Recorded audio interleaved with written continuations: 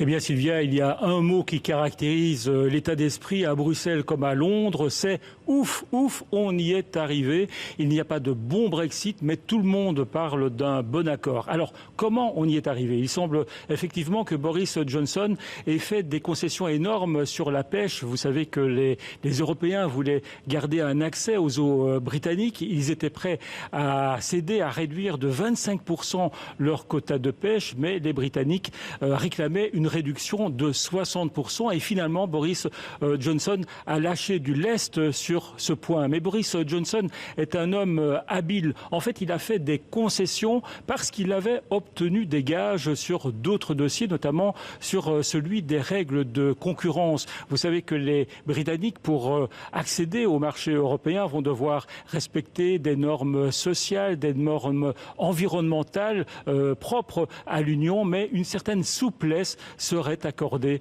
aux Britanniques. En fait, Boris Johnson a utilisé le dossier de la pêche, qui était un peu le talon d'Achille des Européens, pour obtenir autre chose. Il faut savoir quand même que pour les Européens pêchent 80% des poissons dans les eaux britanniques. Au final, on arrive donc à une petite prouesse, un accord de 2000 pages qui va permettre à la fois aux Britanniques et aux Européens de ne pas payer de droits de douane.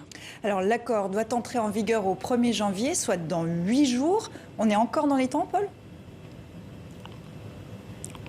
Alors cet accord va devoir maintenant être traduit en texte juridique. Ensuite, il va être ratifié par le Parlement britannique. Ce sera le 30 décembre. En principe, là, pas de problème. Il devra aussi être ratifié par le Parlement européen, qui a déjà déclaré qu'il n'aurait pas le temps de le faire d'ici le 31 décembre. Ce sera sans doute dans le courant du mois de janvier, mais l'accord pourra intervenir de manière provisoire à partir du 1er janvier 2021.